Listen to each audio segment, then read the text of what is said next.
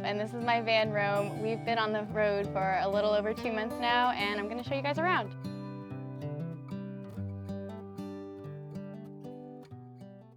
This is my kitchenette. It has 5 custom cabinet space that have push holding systems, and you just push in like that, and a sink with 2 7-gallon holding tanks, one for clean water and one for gray water.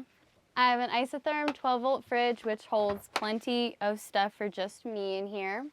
And one thing I really love about this kitchenette is the spice rack, which I've been able to put kind of like my essential oils, plants, and my coffees over here. I opted to have live plants. This is a snake plant, then my Imperium, and then more snake plant and air plant over here.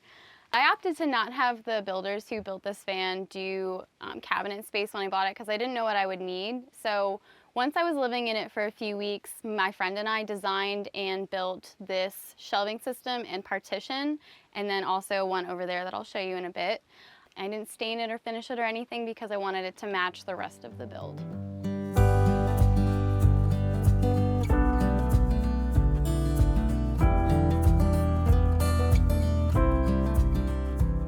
Another part of the van that I couldn't live without, obviously living in it comfortably, is my toilet. It's a Camco, and it just has chemical treatment. I can dump it out after a week or so in a regular toilet because it goes through a septic system. And something I really love about using a compact toilet like this is that if I use the bathroom several times and then I flush it with just one flush, it's actually saving water. So I found that really important, and why I opted to use this instead of a composting or not have a toilet in the van at all. Like the other side over the kitchenette, I didn't know how much I would need for storage and bookshelving. So me and my friend who has a woodworking studio designed and built this shelving system. I wanted it to be open so I could grab things easily and see. Then I also have this little safe cubby up here, which is where I store secret things. And then this little guy I loved in other vans, so I had him and I designed this where I store my camera for easy grab, and then a plant just for looks. This is technically my little office. I have a folding table that I put out, and I can sit and work like here, or I can sit on this side. And this moves around to be either up against the wall or this side so I can work out and see the rest of my van. I opted to not have a built-in space like this because I wanted all of this extra space to move around and host people and have lots of sitting room, and so I've been able to accomplish that and have a functioning workspace.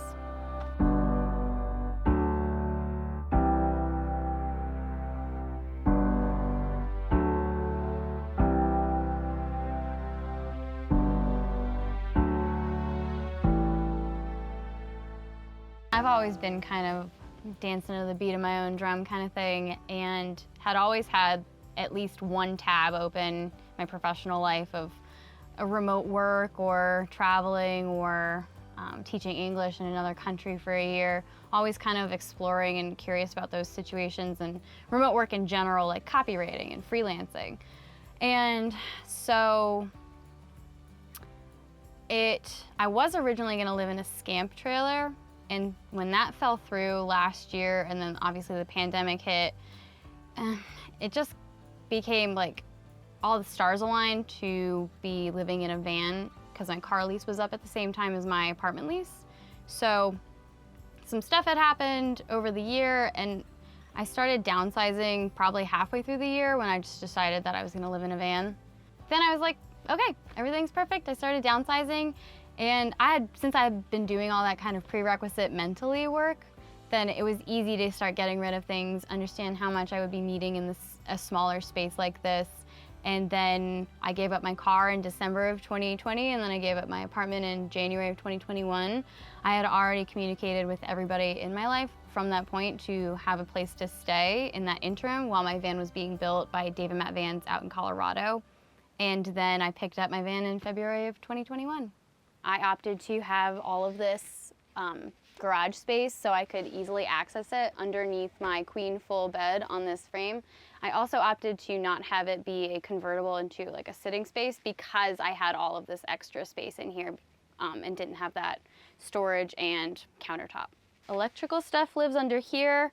Clothes and closet is on this side, and definitely need to have a shoe rack for dirty shoes, especially being out in the desert. Like, they just go straight in there and then it doesn't mess up the rest of my van. Since I've been living in it, one thing that I want to change about the van or add myself is kind of a sliding track partition so I can easily access the garage area without sacrificing the privacy. So making it more private but not have curtains, because I wanted it to be, I don't know, something cool and match the rest of the van. Over here in my electrical system, I have a 4 USB port and dimming lights. Something else I have over here, which I opted for, was 2 fans. So this one's remote, so I don't have to climb onto my bed every time I want to open it. And that one can be in, and this fan over here can be out, so it constantly circulates the air, which is amazing for the hot days like today where I want a lot of air circulation, or if I'm cooking, one can be sucking air out and fresh air is coming in. My van is being powered by a 160 watt solar panel, which charges my 170 watt battery, which has 200 amp hours. It's also charged by an alternator, so as I drive, it charges my battery as well. So kind of never run out of power.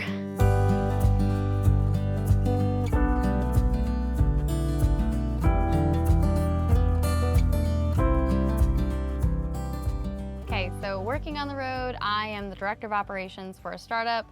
I also run my own coaching consulting company, and that's a startup, so that was kind of deteriorating back in January. So I made the call to get a second job or a position, and I found this company called Exchange Club, and I'm now building out the systems for them, and I can do that 100% remotely. It all just kind of fell into place, and I would say the opportunity came when I was ready for it, because I wasn't seeking anything remote or that would be sustainable for money on the road up until January. So then I started looking for opportunities, and it just kind of happened. So it wasn't too much preparation in that line.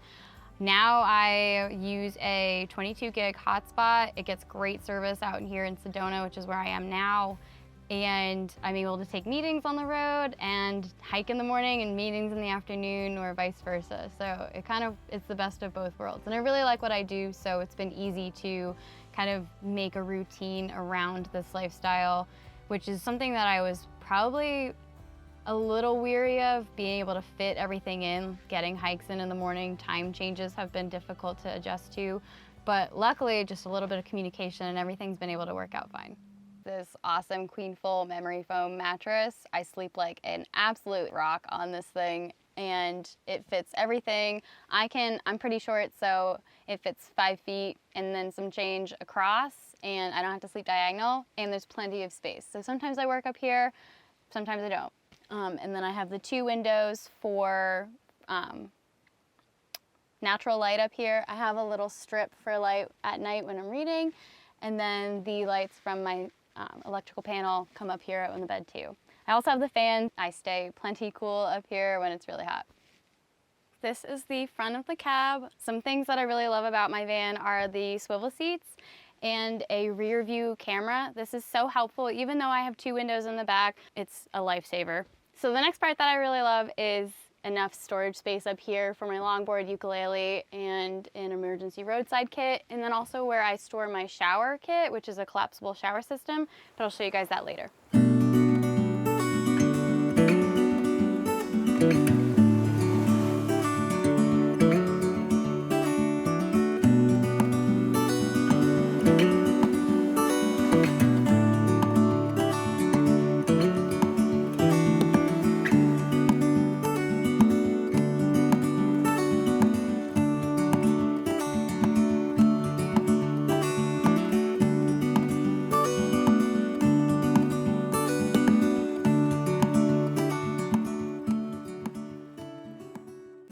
So some advice that I would give somebody if they came up to me asking me if they wanted to do this, what they should start doing is definitely starting to pay attention to how they live currently. And one thing that really stuck out to me when I was starting to downsize was I would take little Post-it notes, and I would identify with different colors of Post-it notes things that I used every day. Like, I knew I wanted to keep pillows, I knew I wanted to keep a bench, I knew that I wanted my artwork, things that I liked and I wanted to keep with me got a different color than things that I would donate. and I didn't use a lot. So if like 6 weeks went by and I didn't touch it, I knew that it would go into the donate pile. And this is something I did as like a prerequisite before even deciding I was gonna live into a van, because I knew I wanted to downsize. And that's something that people get stuck on, and I've noticed when I have conversations like, well, what about all my stuff? I don't have any storage, and I was able to sell the big things and get rid of the stuff that didn't fit in the van. And that's a mental process thing that happens far before the van is even coming into fruition. Other than that, I would say getting comfortable being uncomfortable is kind of cliche to say, but also starting to, again, pay attention in your everyday life about how adaptable you are, how you handle things that don't go your way, how to handle things that do go your way, and how you celebrate and regulate, all of those things, because so much of this life is adaptability and change, and if there isn't a regulation process, it'll wear you out, and you'll experience burnout. With anything else, van life is no different. It's just life in a van. Thank you so much for checking out my build. If you want more information on the company who did it for me, it's Dave and Matt Vans out in Gypsum, Colorado. And if you want to follow along my travels, my Instagram handle is Rachel Ann Randolph. And thanks so much for coming along.